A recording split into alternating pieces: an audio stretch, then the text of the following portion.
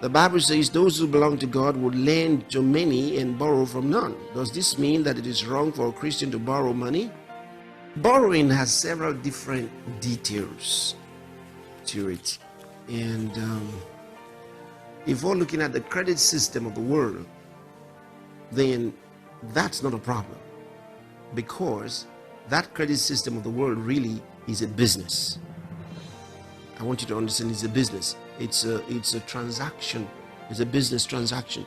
Now, the kind of borrowing that the Bible talks about, where it says you shall lend and not borrow, is looking at borrowing out of penury, out of lack, out of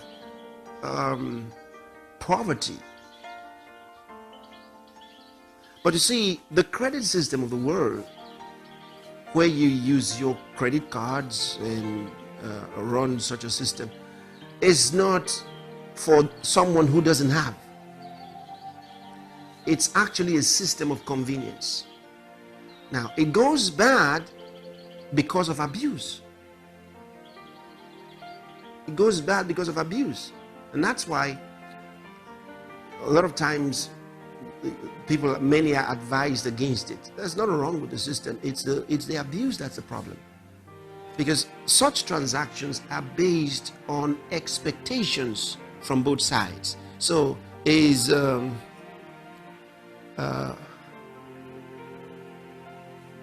they are based on speculations.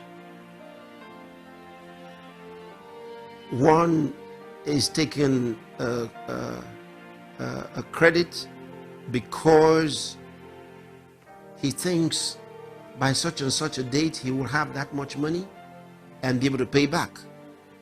So they advance your credit on the basis of your genuine expectations. Now, if you don't have a job, you don't have any means of income, they will not advance you any credit. So it's based on the expectation that you have, genuine expectation. And we know that sometimes these things just don't work out. The man loses his job, for example, and so the income he was expecting doesn't show up, and so he can't pay his debts. And the creditor was also gambling on the fact that your job will be secure over a period of time. And so now you lost that job and he can't get his money. And that's why oftentimes they insist on a collateral. With that collateral, if there's any problem, they can hold on to that. So if you're borrowing money, borrow with the right thought, the right idea of borrowing money on genuine income, what you actually have, what you know you actually have.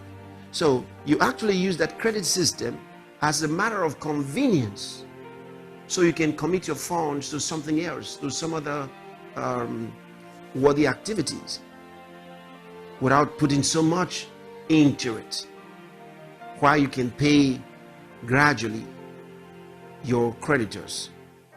So it's actually a matter of convenience. But anything beyond that, where you're borrowing out of want, out of lack, you get into trouble, because now you can't pay back.